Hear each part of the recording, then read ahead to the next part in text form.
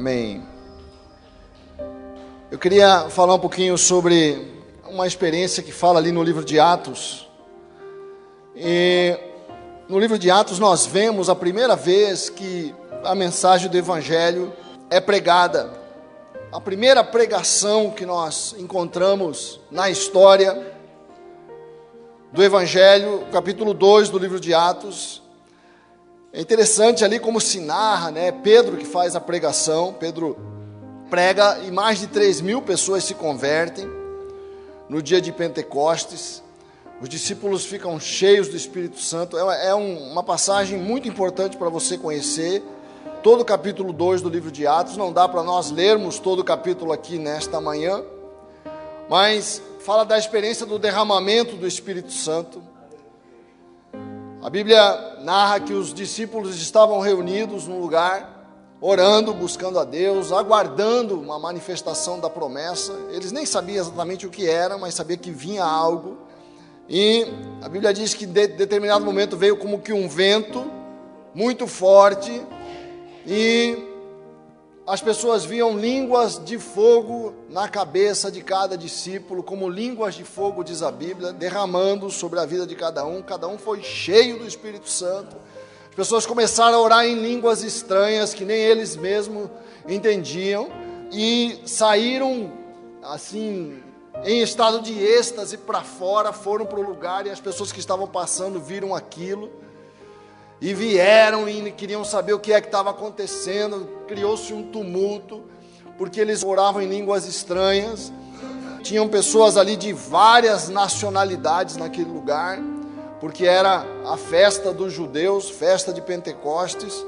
E quando havia uma festa judaica, uma festa bíblica, os judeus vinham de vários países, todos os judeus que estavam dispersos pela Grécia, pela Ásia Menor, por toda aquela região, pela Europa, da Espanha, todos os judeus vinham para Jerusalém nos dias de festa, e ali havia judeus que falavam língua, cada um falava uma língua diferente, e eles estavam perplexos de ver que os discípulos estavam glorificando a Deus numa língua estranha, e cada um entendia o que eles falavam na sua própria língua. Um grego entendia, um cretense entendia, um sujeito que vinha da Itália entendia, todos entendiam o que eles estavam falando na sua própria língua. Falavam, o que está acontecendo? Como é que ele está falando? Eu estou entendendo, você está entendendo?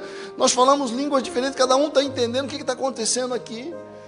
Então foi um milagre, e as pessoas queriam saber o que era aquilo. Aí Pedro se levanta, toma a palavra e explica o que está acontecendo. Isto aqui é uma promessa que está sendo cumprida. É o derramamento do Espírito Santo. O Espírito Santo está sendo derramado, e é isso que vocês estão vendo em nós. Por isso que cada um está entendendo esse milagre, cada um está ouvindo Deus ser glorificado na sua própria língua. E Pedro começa a explicar, e aquilo faz com que uma multidão se junte ali para ouvir a explicação, porque era um fenômeno. Era um fenômeno que nunca aconteceu e que ninguém entendia. E os judeus ficaram ali querendo uma explicação. Pedro se levanta e explica que o que estava acontecendo ali era o derramamento do Espírito, e que aquilo aconteceu porque Jesus havia sido morto na cruz, tinha ressuscitado, tinha sido glorificado. E Pedro confronta as pessoas e fala, isso aconteceu porque vocês crucificaram a Jesus, vocês mataram a Jesus, mas ele ressuscitou. Então esse Jesus que vocês mataram, esse Jesus que vocês crucificaram é o Senhor, é Deus. Esse milagre aqui é Ele que está derramando sobre nós. Vamos ler, isso está lá em Atos capítulo 1, vou pegar essa parte final, quando Pedro termina a sua explicação. Aqui a partir do verso 32 ele fala, Deus ressuscitou a este Jesus, do que todos nós somos testemunhas, Atos 2:32, de sorte que, exaltado pela destra de Deus, e tendo recebido do Pai a promessa do Espírito Santo, derramou isto que vós agora vedes e ouvis. O que estava acontecendo naquele momento? Derramamento do Espírito Santo. Porque Davi não subiu aos céus, mas ele próprio disse o Senhor ao meu Senhor, assenta-te à minha direita, até que ponha os teus inimigos por escabelo dos teus pés. Saiba, pois, com toda certeza, toda a casa de Israel, que a esse Jesus, a quem vós crucificastes, olha Pedro confrontando os judeus, Deus o fez Senhor e Cristo. E ouvindo eles isto, como havia uma unção ali, um derramamento do Espírito, a presença de Deus, quando eles ouviram Pedro falar, o Espírito Santo falou com eles. Houve uma operação do Espírito Santo no coração de cada pessoa, cada ouvinte. Eles ouviram aquilo, e a Bíblia fala, ouvindo, verso 38, ouvindo eles, compungiram-se em seu coração. Eles falaram, meu Deus, é verdade, isso aqui é um milagre de Deus, quer dizer que aquele Jesus é mesmo o Senhor. E perguntaram a Pedro e aos demais apóstolos, que faremos, homens e irmãos? E disse-lhes Pedro, arrependei-vos, e cada um de vós seja batizado em nome de Jesus, para perdão dos pecados, e recebereis o dom do Espírito Santo. Porque a promessa diz respeito a vós, a vossos filhos, e a todos os que estão longe, a você, a mim, a cada um de nós. A tantos quantos Deus nosso Senhor chamar, diz aqui o verso 40. E com muitas outras palavras isto testificava e os exortava, dizendo, salvai-vos desta geração perversa. De sorte que foram batizados os que de bom grado receberam a sua palavra, e naquele dia agregaram-se, ou converteram-se, juntaram-se à igreja, quase 3.000 almas. Mas olha só, o que eu quero chamar a atenção é a reação que as pessoas tiveram quando ouviram a pregação da palavra. Quando ouviram a explicação de que Jesus, o crucificado, ele é o Senhor, o crucificado é o Rei, o crucificado é Deus, é aquele que vai governar, aquele que vai vir. Quando eles viram isso e creram, por causa da presença do Espírito Santo, trouxe a fé ao coração daquelas pessoas. Quando eles creram, a primeira coisa que eles perguntaram é, o que faremos? Porque eles perceberam o estado deles. Quer dizer que se ele é o Senhor, se ele é o Filho de Deus, e nós concordamos que ele fosse crucificado, nós estamos perdidos. O que nós vamos fazer? Mas o que faremos, irmãos? Essa é a posição que nós temos que ter diante da revelação de Deus. Essa a posição que você e eu temos que ter quando percebemos a manifestação da vida e do poder de Deus. O que eu faço para receber isso? O que eu faço para ter essa glória na minha vida? O que eu faço para mudar de vida? O que eu faço para ter Deus na minha vida? O que eu faço para ter a presença de Deus no meu coração? O que eu faço para ser salvo? Porque eles perceberam que eles não estavam salvos. Ao contrário, eles estavam longe de Deus, tão longe que crucificaram o Rei da Glória. Veja a humildade com a qual eles receberam a palavra de Deus. É isso que nós precisamos, queridos. Eles não queriam ensinar, eles não queriam discutir, eles não queriam debater. Eles queriam saber como é que eu faço para receber a presença de Deus na minha vida. É isso que eu quero. E qual é a resposta de Pedro? Aí Pedro responde, Pedro prega o arrependimento. Que faremos, irmãos? Arrependam-se. Saia do meio dessa geração perversa, desses costumes perversos, dessa cultura contrária à vontade de Deus. Sai, você precisa ser crente, você precisa se converter, você precisa mudar de vida, você precisa mudar de mente, precisa mudar de coração. Essa é a mensagem do Evangelho. Sai daí de onde você está, dessa cultura, dessa maneira de ser, desse estilo de vida, e vem para a glória de Deus. Essa é a reação de humildade que um homem tem que ter, e essa é a resposta que Deus dá para cada um. Arrependa-se, ou você vai continuar sendo a mesma coisa. E para você entender reação? Por que eles tiveram essa reação tão profunda? Tão transformadora? Porque, para você entender um texto antigo, para você alcançar o espírito de um texto que está muito longe de nós no tempo, nós temos que ter o conhecimento de como era a mente daquele povo. Para você entender por que eles tiveram essa reação, você tem que entender como era a alma do povo. É muito diferente da nossa. O povo que viveu no primeiro século, isto é, há 2000 anos, é um povo muito diferente de nós. E uma característica que tinha o homem do tempo da vida de Jesus, do tempo da igreja primitiva, é que embora a pessoa daquele tempo não pudesse estar ligado a uma igreja, havia uma preocupação muito grande com a questão da salvação. As pessoas tinham uma consciência muito mais profunda que o homem moderno tem, da questão de que a eternidade é uma realidade.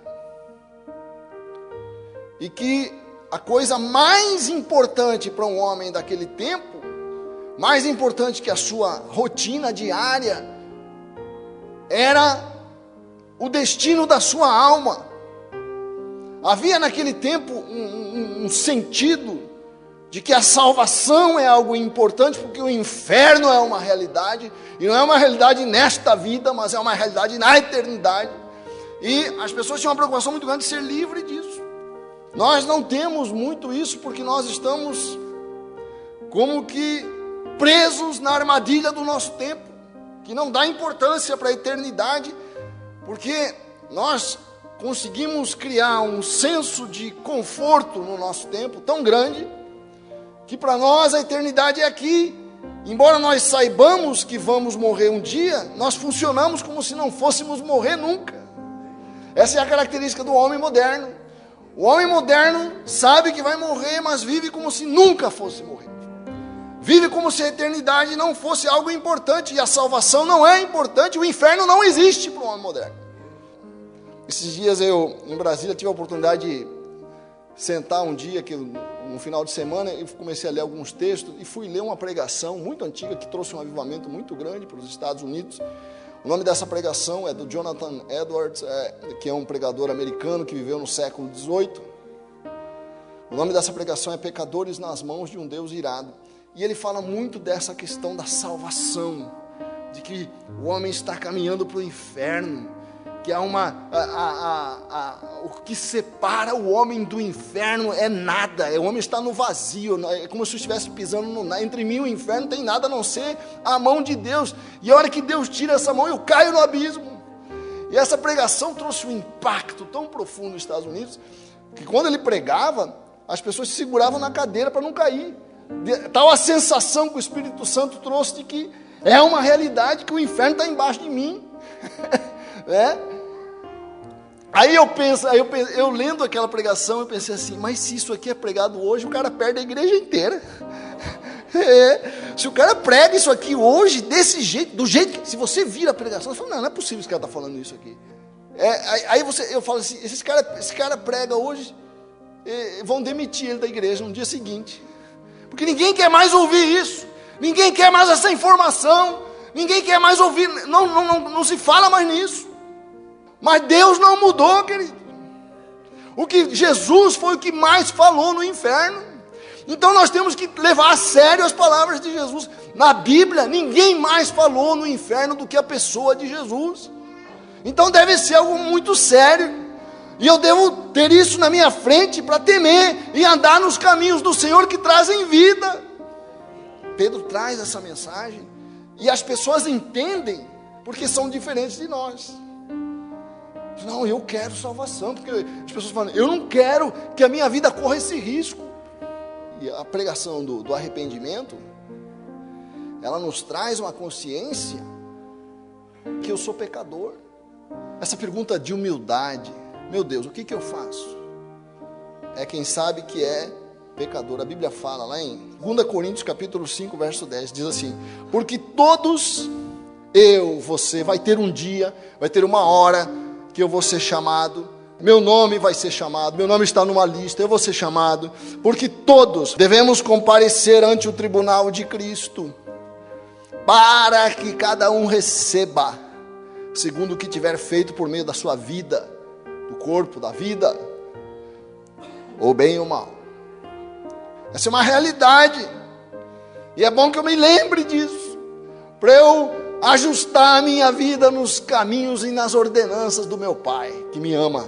Porque a mensagem do arrependimento, apesar de tudo isso que eu falei, não é para trazer terror ou medo, porque é uma mensagem de esperança, que tem uma vida boa nos esperando, tem uma vida de glória, tem uma vida de paz, há esperança para cada um. É só se arrepender, meu irmão. A única coisa que eu tenho que fazer é me arrepender dos meus pecados, falar: Deus, eu quero mudar, eu quero andar nos teus caminhos. É só isso que o Pai me pede. E olha só o que Pedro fala, depois Pedro prega de novo, depois a igreja começa a se reunir, aí depois, numa outra oportunidade, depois que Pedro cura o coxo, reúne de novo uma multidão, Pedro prega de novo, dias depois, e ele fala de novo. Abra lá em Atos 3, verso 19, Pedro fala: arrependei-vos, pois, e convertei-vos, para que sejam apagados os vossos pecados, e venham assim os tempos do refrigério, pela presença do Senhor. E ele envia Jesus, que já dantes vos foi pregado. Ou seja, veja o poder do arrependimento. O arrependimento apaga o pecado, apaga, anula, zera o pecado, né? Por isso que é a beleza do Pai Nosso, né? Pai, perdoa os meus pecados, assim como eu perdoo aqueles que me têm ofendido. Porque quando eu peço perdão a Deus, quando eu me arrependo do meu pecado, Deus apaga o meu pecado. Deus não fica me cobrando, Ele apaga o seu pecado. Por causa da obra da cruz, quer dizer que se eu me arrepender sinceramente, porque o arrependimento tem que ser sincero. Ele fala assim: para que sejam apagados os vossos pecados, e venham assim os tempos do refrigério, pela presença do Senhor. E ele envia Jesus, que é há um tempo que está nos esperando, ainda nesta vida, que é o refrigério de estar aliviado, né? De não ter medo de Deus, não ter medo de condenação, não ter medo de juízo, não ter medo de ira, está debaixo da graça, da misericórdia e da bondade de Deus. Como diz o Salmo 23, certamente a bondade e a misericórdia do Senhor me seguirão todos os dias da minha vida. E outra coisa que eu queria abordar, que o arrependimento traz, a parte prática que o arrependimento traz, a parte para a nossa vida moderna, importantíssima, que a mensagem do arrependimento traz, uma consciência que é óbvia, mas é bom nós sempre lembrarmos, porque nos ajuda a viver de uma forma muito melhor. É a realidade de que nós somos profundamente imperfeitos. Nós somos profundamente imperfeitos. Por isso nós precisamos dessa provisão diária que Deus nos oferece, de nos arrepender a cada dia, de pedir perdão, de nos ajustar, de nos acertar. Isso nos leva a uma postura mais humilde em relação à vida. Se eu sei que eu sou imperfeito, eu sei que eu cometo erros, eu sou mais humilde com a vida, sou mais humilde diante das coisas. Não sou perfeito, eu erro muito, eu tenho que lidar com essa realidade, ser menos rígido, ser menos rigoroso, ser menos duro comigo mesmo. Porque se eu preciso do arrependimento, Deus está me falando: você é frágil em alguns aspectos. E é bom saber disso, para você não viver se martirizando pelos seus erros. Saber que faz parte da vida, você não acertar as coisas de uma forma geral. Às vezes a gente erra, às vezes a gente ofende, às vezes a gente pisa, dói, mas faz parte da vida. Aceita isso, você vai aceitar melhor a vida. Porque isso, um maduro sabe disso, faz parte da maturidade. Se você é muito rigoroso com você, quando você erra, você vai sofrer demais, e vai fazer muito as pessoas sofrerem. Você pode me perguntar, mas a Bíblia não diz, sede vós perfeitos? Diz, mas quando a Bíblia fala sede perfeitos, não está falando de nunca errar, está falando dessa integridade que nós temos que ter na forma de tratar com a vida. Eu tenho que ser reto, tenho que ser íntegro, tenho que ser honesto, tenho que ser sincero. Mas não sou Deus, nós não somos deuses, nunca vamos ser, nem na eternidade. A imperfeição que temos, ela vai existir sempre, mesmo no porvir. Essa é uma notícia que eu quero te deixar, porque eu sempre vou precisar do outro. Nós não somos deuses, Deus basta para Ele mesmo. Eu não, eu preciso do meu irmão, nós sempre vamos precisar uns dos outros. Por isso nós sempre vamos ser incompletos. Vai sempre haver uma necessidade de completude na relação com o outro. A igreja está aqui para nos ensinar isso. A família, os relacionamentos. Então não seja duro, querido, não seja rígido, não seja severo demais na forma de julgar a si mesmo. Porque faz parte você ser como você é. E aceita um pouco isso.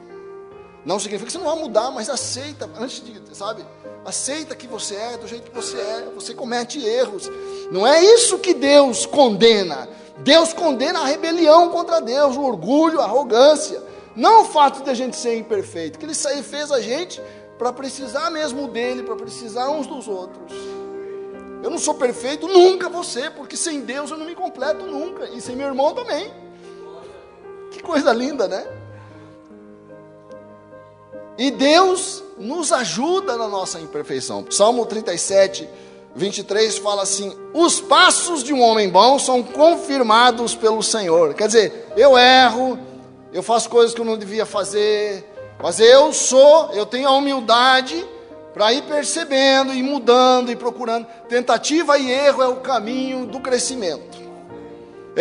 Os passos de um homem bom são confirmados. Deus vai te ajudando a perceber, a crescer, a melhorar, a avançar. Os passos de um homem bom são confirmados pelo Senhor. E deleita, Deus gosta de você. Mas eu erro, todos nós erramos. Deus tem prazer na sua vida. Olha que a Bíblia fala: deleita-se no seu caminho. Ainda que caia, não ficará prostrado, diz o verso 24. Pois o Senhor o sustém com a sua mão. Posso ouvir um amém? Amém? Ainda que você caia, você não vai ficar prostrado, porque Deus vai te levantar em nome de Jesus. Amém? Outra coisa que a mensagem do arrependimento preciosa nos ensina, que eu sou imperfeito, e a realidade também é. A realidade é complicada, diferente. As pessoas são imperfeitas. Nós vivemos num mundo que nós temos que aprender a lidar com ele, sem essa rigidez de querer que as coisas sejam perfeitas. O perfeccionismo é um mal, querido. Você querer melhorar é um bem, mas você querer que tudo seja perfeito é um mal terrível, porque isso gera uma rigidez em você, que vai fazer você estragar a sua vida, estragar a vida de quem vive com você. Quer dizer, porque o perfeccionista, ele é rígido consigo, ele cobra a perfeição de si, ele sofre quando erra, e ele é rígido com os outros. Ai de quem convive com o perfeccionista, porque ele é duro, ele é severo, ele não tem misericórdia, ele não tem graça. As imperfeições do casamento, as imperfeições dos nossos filhos, a minha imperfeição, a imperfeição da realidade. A realidade é isso aí, complicada, cheia de buracos, com muita coisa linda no meio, com muita coisa boa no meio. Saber desfrutar do que é a realidade, né? A gente vê os relacionamentos, a igreja, a família, muita complicação, mas muita coisa maravilhosa. Porque onde é que você vai encontrar o espaço do afeto, né? A alegria de sentar com uma pessoa que você ama, a alegria, a saudade que você sente das pessoas preciosas. Cara, é muita coisa complicada, muito problemas com muita coisa maravilhosa no meio. Assim é a vida, né?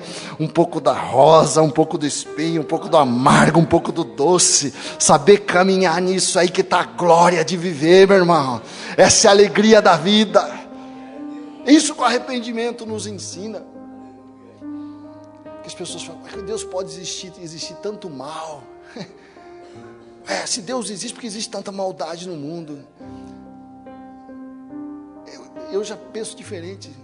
Se o mundo é tão mau, como é que existe tanta bondade no mundo? Se o homem é tão complicado, como é que a gente consegue ver tanta coisa linda no mundo? Não é verdade? Acho que a maior prova que Deus existe é existir bondade nesse mundo mau. E mais, né? As coisas só melhoram se eu aprendo a lidar. Porque as coisas são imperfeitas, eu sou imperfeito, você é imperfeito, a realidade é imperfeita, para a gente ir melhorando ela. Nosso papel é ir melhorando isso. E quanto mais você contribui para que a tua família melhore, para que os relacionamentos melhorem, para que o teu trabalho melhore, mais bênção você é na vida, mais testemunha você é de que Deus existe, que você é filho de Deus e que você tem o Espírito de Deus. Porque você, nesse mundo de imperfeição, você é uma bênção. Apesar de todas as suas imperfeições, você está trabalhando para abençoar as pessoas, para dizer uma palavra boa, para não ser amargo com as pessoas, para não ser azedo com os outros, para não ferir ninguém com a boca. Não, eu estou fazendo o possível para ser uma bênção, apesar de toda a imperfeição que o mundo tem. Isso é crescer. Crescer não é eu ser rígido, que ficar cobrando, julgando os outros. Que coisa! Sabe por que nós julgamos tanto os outros? Porque no fundo nós não aceitamos a gente com a nossa imperfeição. Porque quando eu sei que eu sou imperfeito, eu sei que eu tenho muitos problemas, eu aprendo a olhar para o outro com mais misericórdia. Agora, se eu não tenho humildade para ver, se eu não tenho nenhuma humildade de ver meus defeitos, eu não vou aceitar os defeitos dos outros. Aliás, quando eu perceber um defeito que o outro tem, e que eu tenho, e que eu não quero enxergar, aí que eu vou bater nele mesmo. Porque nada mais doloroso do que ver nos outros os nossos defeitos. Porque aquele defeito grita para mim que eu sou daquele jeito também. Por isso que a Bíblia fala, não julga, tira a trava do teu olho. A palavra de Deus, dentro daquilo que a Bíblia nos ensina, existe não que não está na Bíblia, mas está bem de acordo com a palavra de Deus. É aquela oração que os alcoólicos anônimos fazem, né? Que é a oração da serenidade, né?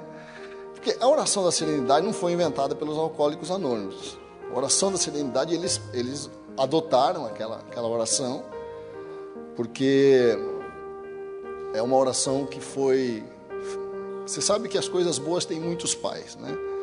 E a oração da serenidade já atribuíram a Francisco de Assis, a Tomás de Aquino, mas provavelmente é de um pastor americano numa pregação, que é a primeira vez que isso se registra por escrito, essa famosa oração da serenidade, que eu acho que é uma oração de uma sabedoria imensa, né? E que fala exatamente aquilo que nós precisamos ter diante da imperfeição da vida, que a vida é assim. E nós temos que sempre lembrar da oração da serenidade nos momentos difíceis que a vida se apresenta a nós, né? Que é assim, Senhor, me dá serenidade para aceitar as coisas que eu não posso mudar. E me dá coragem. Eu gosto demais disso, porque é o que nós precisamos. Sabe? Porque a gente não muda as coisas que nós podemos mudar na nossa vida por falta de coragem. Porque coragem é aquela atitude de dizer não para mim mesmo. Quando meu corpo diz, vai lá, eu falo, não vou. Quando minha mente me traz um pensamento que eu sei que eu não posso ter. Aí eu fico alimentando. Para que isso? Tenha coragem de dizer: não vou pensar nisso. Não vem com esse pensamento na minha cabeça. Sai daqui. Não me deixo entregar a esta tentação. Para isso precisa de coragem.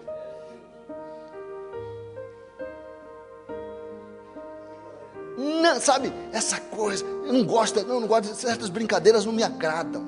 Brincadeira que flerta com o pecado. De jeito nenhum. Tem coisa que nós não podemos admitir nas nossas vidas e nas nossas almas. E podemos, sabe, só precisamos de coragem. Tem coisa que eu não posso mudar. A Jussara merecia que eu mudasse mais, mas ela não consegue me mudar. Só eu posso me mudar. Ela tem que me aceitar. E eu tenho que aceitar ela. E é coisa melhor da vida. Porque quando você aceita as imperfeições da pessoa que você está ao teu lado, você está livre para ver a beleza que ela tem, que você não está enxergando, porque você só está olhando para a imperfeição dela. Quando você aceita, não, ela é assim mesmo, faz parte dela. Tá? Não, olha só a coisa maravilhosa que eu tenho. Minha mulher, coisa mais... Eu estava falando para a Jussara, você é a melhor coisa que me aconteceu na vida. Agora, se eu fico só olhando para a imperfeição dela,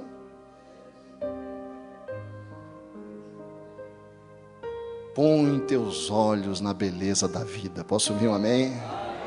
Amém. Temos que ter coragem. Coragem para mudar o que eu posso mudar. E sabedoria. Para quê? Para distinguir uma coisa da outra. Quanta sabedoria em 3 orações, em 3 frases. Senhor, me dê serenidade para aceitar. Tem coisa que você não vai mudar. Não, mas tem esse problema, mas tem aquele problema. Está aí, querido. Está na tua mão? Muda. Não está na tua mão? Aceita, meu irmão. É a vida, a realidade é assim. Agora, se está na tua mão, sabe, faça o possível para mudar, para crescer, para melhorar. Mas não está na tua mão? Aceita. Serenidade para lidar com a imperfeição da vida, com a imperfeição da minha alma, com a imperfeição dos outros. E sabedoria para saber o que é uma coisa e o que é outra. Isaías 41, verso 10. Deus fala assim: não temas porque eu sou contigo, não te assombres. A vida pode ser complicada, mas nós temos ajuda, nós temos auxílio. Não temas porque eu sou contigo, não te assombres porque eu sou o teu Deus. Eu te fortaleço. Ele nos dá a coragem que nós precisamos. Eu te ajudo, eu te sustento com a destra da minha justiça. Eis que envergonhados e confundidos serão todos os que se indignaram contra ti. Tornar-se-ão em nada os que contenderem contigo perecerão. Buscá-los-á, porém não os acharás. Os que pelejarem contigo tornar-se-ão em nada. E como coisa que não é nada. Quer dizer, as adversidades vão cair na sua vida, porque Deus é contigo, em nome de Jesus. Só permaneça nesse caminho, fiel ao Senhor. Nada os que guerrearem contigo, porque eu, o Senhor teu Deus, tomo pela tua mão direita, te tomo pela tua mão direita. Porque eu, o Senhor teu Deus, te tomo pela tua mão direita e te digo: não temas, eu te ajudo. Oh Deus, ajuda-nos. Oh, que essa voz venha na nossa alma. Não temas, eu te ajudo, diz o Senhor. E o teu Redentor é o Santo de Israel. Amém. Só quem sabe, tem a humildade de perceber quão profundamente imperfeitos nós somos, é que conhece o beijo da graça. Minha fé não está firmada nas coisas que podes fazer. Eu aprendi a te adorar pelo que és. Dele vem o sim e o amém, somente dele, mais ninguém. A Deus seja o louvor. Se Deus fizer, Ele é Deus.